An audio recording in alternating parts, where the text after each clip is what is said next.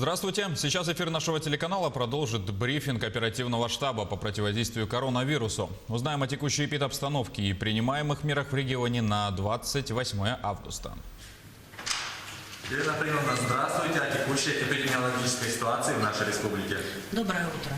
Сегодня на 28 августа за сутки выявлено 43 новых случаев коронавирусной инфекции, в том числе в городе Якутске 20 случаев, в Алекминском и Хангаласских районах по 5 случаев, в Мирнинском 3 случая, в Алданском, Нерюнгринском, Нюрбинском районах по 2 случая, в Верхоянском, Егино-Кангаласском, Сонтарском и Татинском по 1 случаю. К сожалению, есть у нас 2 летальных случая, подтвержденных новой коронавирусной инфекцией. Мы также выражаем свое соболезнование родным и близким.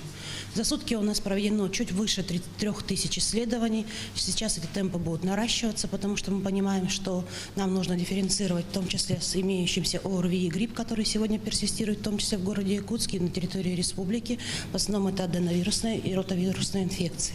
Всего у нас с начала пандемии 374 тысячи исследований проведено.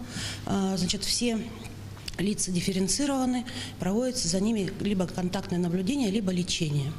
Но хотелось бы сегодня тоже добавить, что мы продолжаем активно вакцинопрофилактику. У нас вся вакцина, которая была запланирована на текущий год, прибыла в республику. Сейчас она доставляется в отдаленные районы. Значит, мы принимаем организованные заявки, наши медицинские организации, для того, чтобы выйти непосредственно на места и заниматься прививочной кампанией. Помимо этого, очень много вопросов задают по плановой помощи. Сегодня практически все медицинские организации занимаются диспансеризацией и профилактическими осмотрами, плановыми приемами по предварительной записи. Кроме того, начали функционировать хирургические плановые приемы, тоже также в ограниченном количестве. Например, за неделю в Национальном центре медицины уже проведено 458 операций.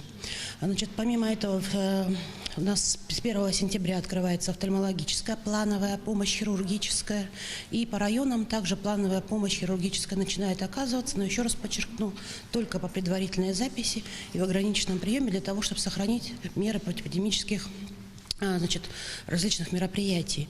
Это примерно точно так же, как в школе. Сегодня у нас на одного школьника нужно 2,5 метра, мы знаем об этом. И в медицинских организациях тоже имеются свои правила по размещению пациентов в стационарных отделениях. Спасибо. Спасибо большое. Это был брифинг оперативного штаба о текущей ситуации с коронавирусом в регионе на 28 августа. Оставайтесь с нами.